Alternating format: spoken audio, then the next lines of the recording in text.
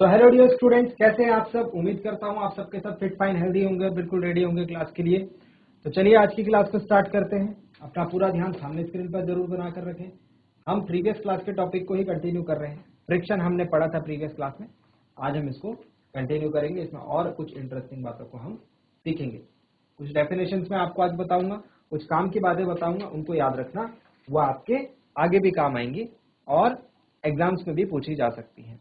तो चलिए dear students, उम्मीद करता हूँ आप सबके साथ फिट फाइन हेल्दी होंगे, बिल्कुल रेडी होंगे क्लास के लिए। आज की क्लास को स्टार्ट करते हैं और चलते हैं स्मार्ट बोर्ड की तरफ।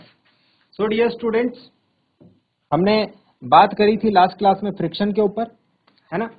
और हमने ये बोला था कि friction is a cause, it is a cause which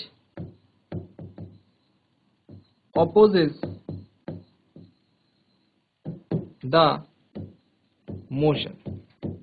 ऐसा कारक होता है जो कि opposes the, ऐसे लिख लेते हैं, change in state of motion।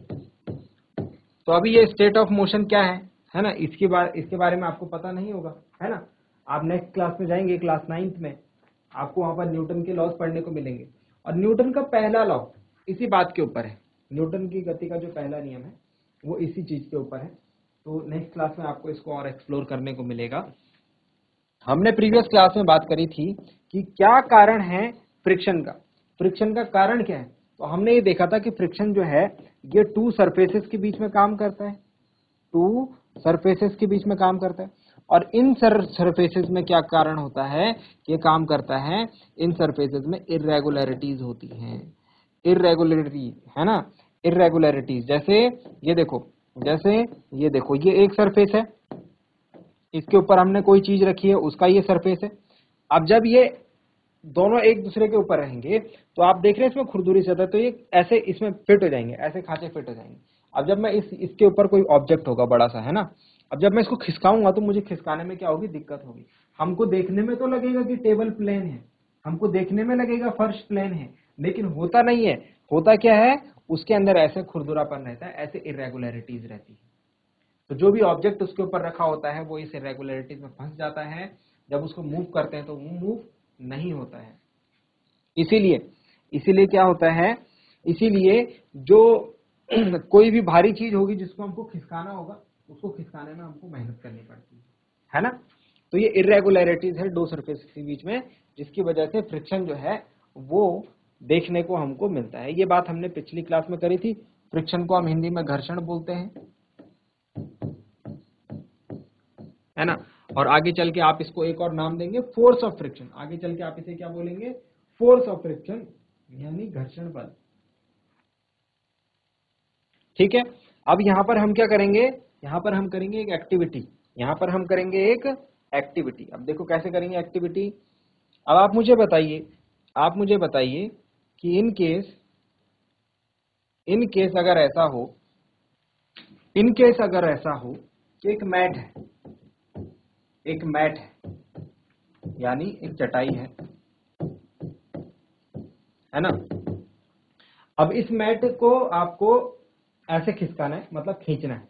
ये चटाई बिल्कुल बिछी हुई है जमीन पर, इसके ऊपर कुछ भी नहीं है, आपको बस इस मैट को खिसकाना है। ठीक है, एक केस ये हो गया। दूसरा केस देखना, मैट प्लस पर्सन, चटाई के ऊपर व्यक्ति। दो केस हैं, ये दो अलग अलग केस हैं, दोनों केस को समझो और फिर मुझे बताओ। ये हो गया केस 1, ये हो गया केस 2। तो केस 1 में क्या है डियर स्टूडेंट्स, केस 1 में एक चटाई है ओनली, आपको चटाई को खिसकाना है। केस 2 में चटाई के ऊपर बैठा हुआ एक आदमी है, तो आपको उस आदमी के साथ उस चटाई को खिसकाना है ना। किस केस में आपको ज्यादा मुश्किल होगी चटाई खिसकाने में, किस केस में आपको ज्यादा मुश्किल होगी मैट को खिसकाने में, मैट को खींचने में। तो आप सभी लोग समझ रहे होंगे कि जब उसके ऊपर आदमी बैठा होगा यहाँ पर वो हार्ड होगा, यहाँ पर हमारे लिए मुश्किल होगा, और यहाँ पर हमारे लिए इजी होगा भाई। पहले केस में हम आसानी से चटाई को खिसका सकते हैं क्योंकि उसके ऊपर कोई भी नहीं बैठा हुआ है, खाली चटाई है ना। और सेकंड केस में उसके ऊपर क्योंकि एक पर्सन है तो हमको उसको खिसकाने में मेहनत करनी पड़ेगी। यहाँ से हमें क्या बात समझ में आई? यहाँ से हमें ये बात समझ में आई कि जितनी भारी चीज होती है वो इरेगुलरिटीज के साथ उतना ज्यादा इंटरलॉक हो जाती है। इंटरलॉक मतलब उसमें बैठ जाती है। जैसे जैसे इरेगुलरिटी है ना, तो इसको अगर मैं जोर से दबाऊंगा ऊपर से तो ये क्या हो जाएगा, अच्छे तरीके से इसमें फिट हो जाएगा। अब अच्छे तरीके से फिट हो जाएगा तो अब खिसकाने में क्या करना पड़ेगा, ज्यादा मेहनत करनी पड़ेगी। तो ये इरेगुलरिटी के बीच में क्या रहती है, इंटरलॉकिंग। इंटरलॉकिंग मतलब कि क्या कर लेते हैं, एक दूसरे को लॉक कर लेते हैं ये दोनों इरेगुलरिटी, जिस वजह से एक को खिसकाने में मुश्किल होती है हमको, है ना। तो यही बात हम कह रहे हैं। यहाँ पर क्या होता है, अगर चटाई के ऊपर कोई व्यक्ति बैठा है तो वहां पर भारी ऑब्जेक्ट हो गया, जिस वजह से इरेगुलरिटी ज्यादा अच्छे तरीके से इंटरलॉक हो गई, जिस वजह से उसको खिसकाने में हमको क्या करना पड़ेगा, ज्यादा मेहनत करनी पड़ेगी, है ना। तो यहाँ पर हमने एक बात सीखी, इस बात को हम यहाँ पर नोट की फॉर्म में लिख लेंगे साइड में। तो लिखो इसको,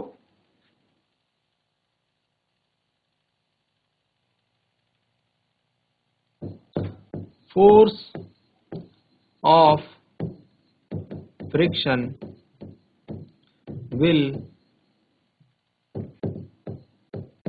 increase if the two surfaces are pressed harder.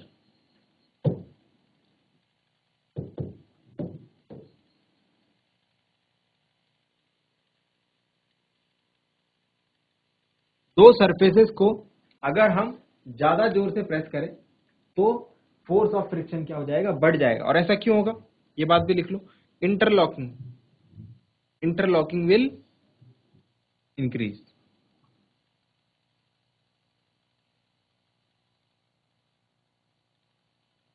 Due to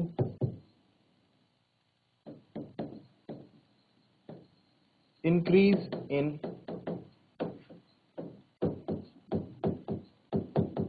interlocking of the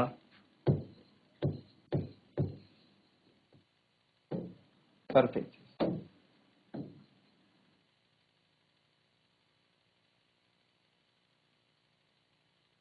Due to interlocking of the surfaces.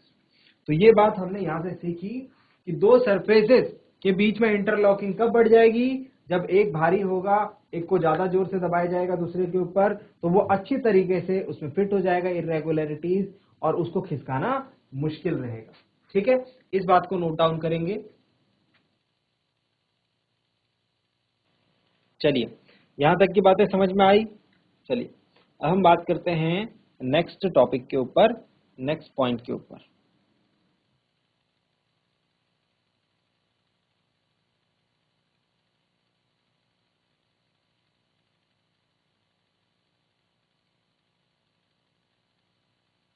देखिए डियर स्टूडेंट्स, अभी मैं आपसे दो तीन डेफिनेशंस की बात करूंगा, दो तीन यहाँ पर स्टैंडर्ड डेफिनेशन है उनकी बात करूंगा। अगर हम घर्षण पढ़ रहे हैं तो ये याद रखना है, ठीक है। नंबर 1,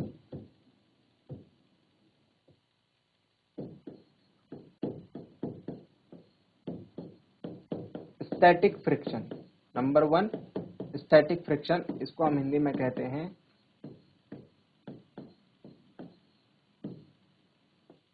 स्थैतिक घर्षण।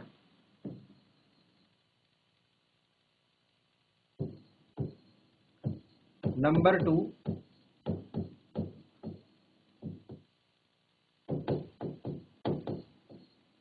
स्लाइडिंग फ्रिक्शन, है ना। और स्लाइडिंग फ्रिक्शन को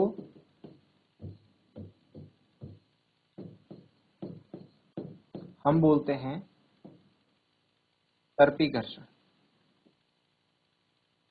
लिखिए दो डेफिनेशंस, मैं इनके बारे में बता रहा हूं अभी, हेडिंग पुट अप कीजिए। चलिए, तो स्थैतिक घर्षण और स्लाइडिंग फ्रिक्शन की बात करते हैं एक एग्जांपल को लेकर के। सपोज ये एक सरफेस है, जैसे आपका फर्श है वैसा मान लेते हैं इसको, ठीक है। जैसे आपका फर्श है, फ्लोर है, वैसे इसको एज्यूम कर लेते हैं। इसके बाद ये एज्यूम कर लेते हैं कि इस फ्लोर पर एक बॉक्स पड़ा हुआ है, इस फ्लोर पर एक बॉक्स जो है वो पड़ा हुआ है।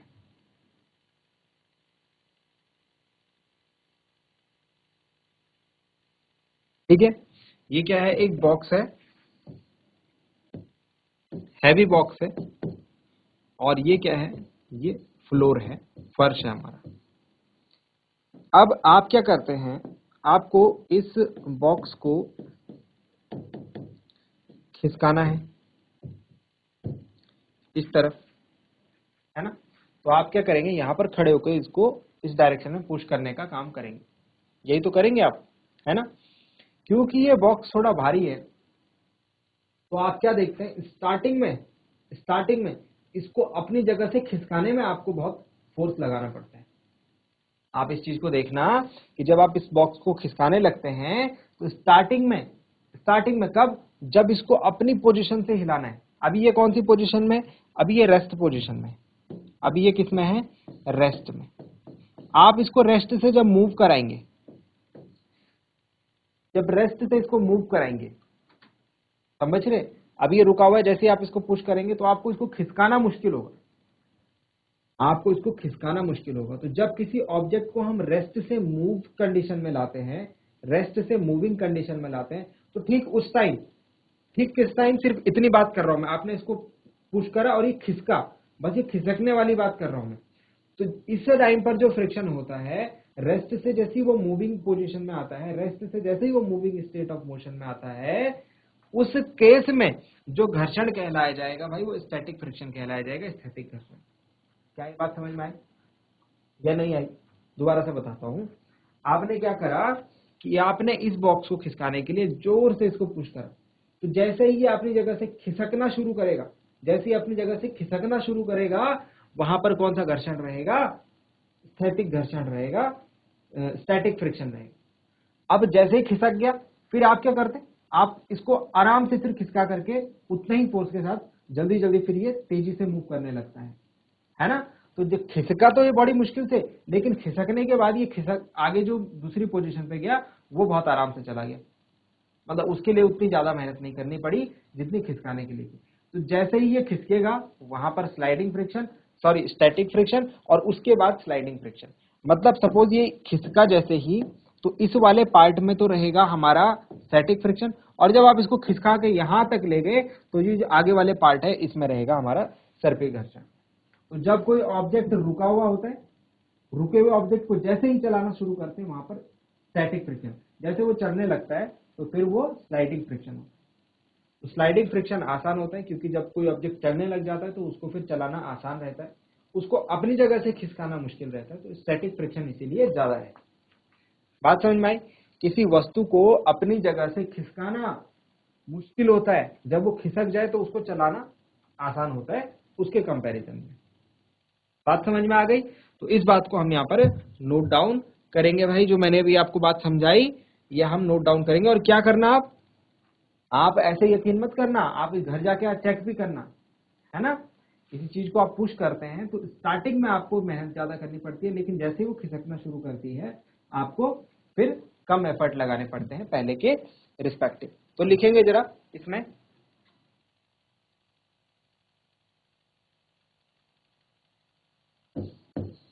द फोर्स रिक्वायर्ड, या फिर the amount of force required, ऐसे लिख लेते हैं, the amount of force required, the amount of force required, कब,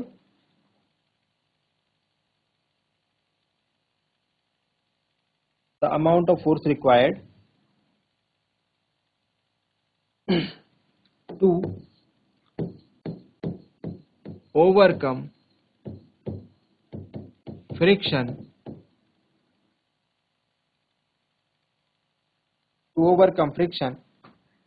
at the instant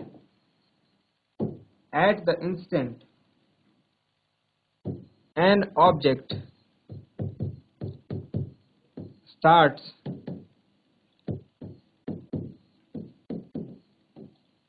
moving from rest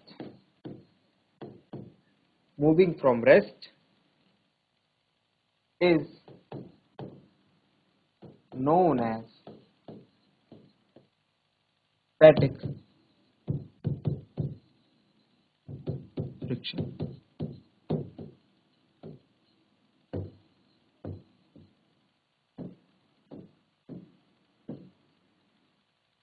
static friction फिर से बता रहा हूं, स्टैटिक फ्रिक्शन क्या होगा? जब आप किसी ऑब्जेक्ट को खिसकाना शुरू करते हैं, उसको बस खिसकाने के लिए जितना आप फोर्स लगाएंगे वो स्टैटिक फ्रिक्शन होगा।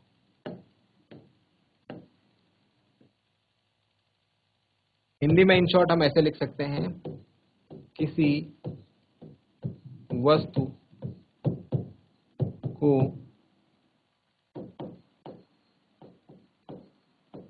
खिसकाने में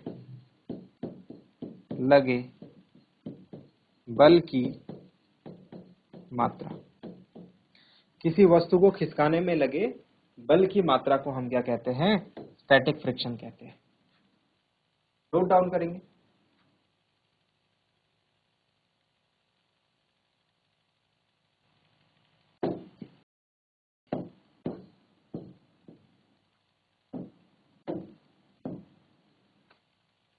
लिख दिया आप सबने? Amount of force required to overcome friction at the instant an object starts moving from rest is known as static friction. जब किसी वस्तु को विराम से हम गति के अवस्था में लाते हैं तो उस क्षण पर जो बल हमको लगाना होता है, जितना बल हम लगाते हैं उसके लिए, वो उसका स्थैतिक घर्षण होता है। हिंदी में इसे डेफिनेशन को पहले ढंग से लिख लेते हैं। अमाउंट ऑफ फोर्स रिक्वायर्ड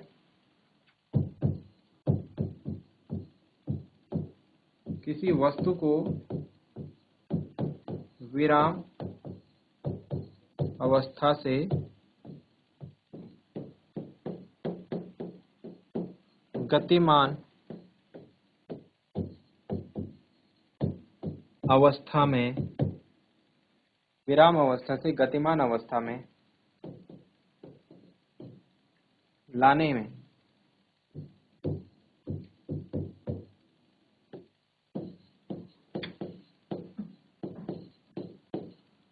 आरोपित बल के परिमाण को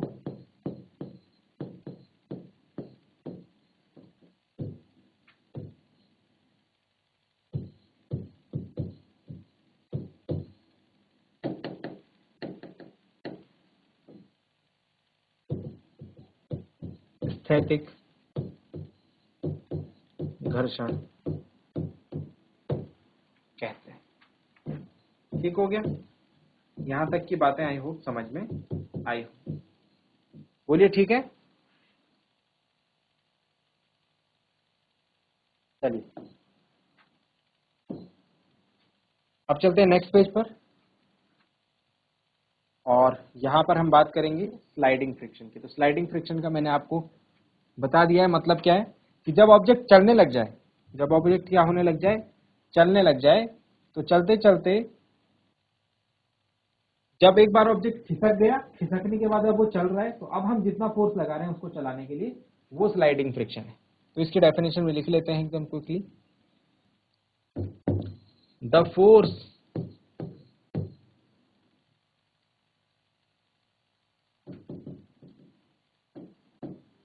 सेम डेफिनेशन हम लिखते हैं, the amount of force required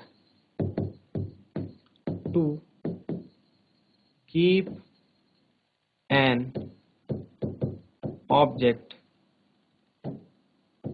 moving, कोई ऑब्जेक्ट को हमको लगातार चलाए रखने के लिए जितना बल लगाना होता है, to keep an object moving with same speed, भाई उसी स्पीड से चलाना है, is known as sliding friction. उसको हम क्या कहते हैं? सर्पी घर्षण कहते हैं। ठीक हो गया? यहां तक बात समझ में आ गई? किसी वस्तु को समान चाल से गतिमान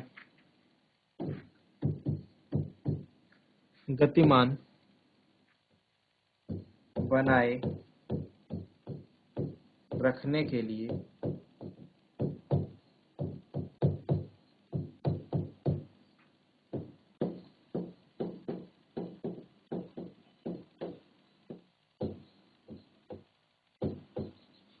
आरोपित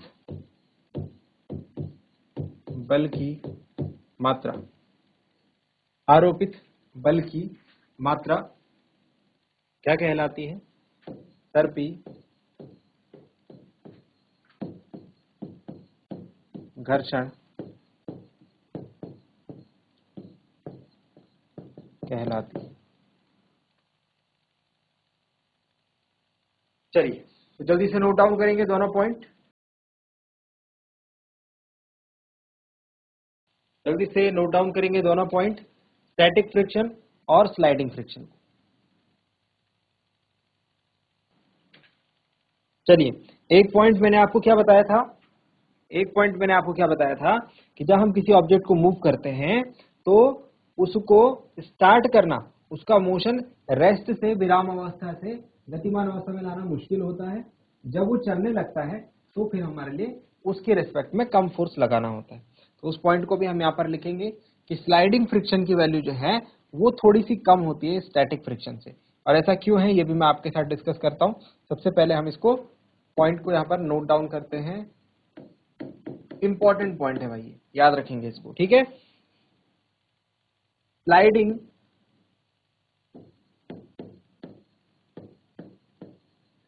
friction has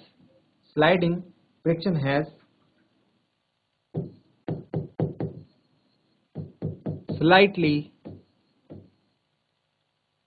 smaller value than the static friction। क्या मतलब हुआ इस बात का? इस बात का मतलब ये हुआ कि सर्पी घर्षण का मान स्थैतिक घर्षण से कम होता है। तो ये खुद भी आप जो है महसूस कर सकते हैं। अगर आप इस तरीके का कुछ समझना चाहते हैं तो आप खुद भी, एक बहुत ज्यादा हैवी नहीं, कुछ इतना हैवी कि जिसको आप खिसका सकें, तो उसको खिसका करके फिर देखना उसको चला, खिसकाने में और फिर खिसकाने के बाद उसको चलाते रहने में आपको कहां पर ज्यादा मेहनत करनी पड़ी। ठीक है, तो ये बात आप इसमें नोट डाउन जरूर रखेंगे। ऐसा क्यों होता है? इसका कारण जानना भी जरूरी है कि जब ऑब्जेक्ट रेस्ट पोजीशन में होता है, तो उसकी इर्रेगुलरिटीज और जो सरफेस है उसकी इर्रेगुलरिटीज एक दूसरे के साथ इंटरलॉक अच्छे तरीके से होती है। लेकिन जब वो स्लाइड होती है तो उस दोनों की इर्रेगुलरिटीज को इंटरलॉक होने का टाइम नहीं मिल पाता। स्लाइड हो रही है ना, खिसक रही है, वो फिट नहीं हो सकती, इंटरलॉक नहीं हो सकती, उतना टाइम मिलता नहीं। तो इसीलिए स्लाइड करते रहना आसान है। और यहां पर हम रीजन में ये बात लिख सकते हैं कि रेस्ट में यानी विराम में जो irregularities are interlocked, क्या रहती हैं, एक दूसरे से अच्छे तरीके से बंधी हुई रहती है इरेगुलरिटी। जब मूविंग होता है, जब चल रहा होता है, गतिमान रहता है जब कोई वस्तु, तो irregularities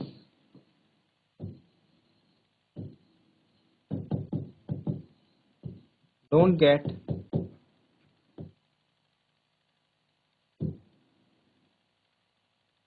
much time for interlocking. Irregularities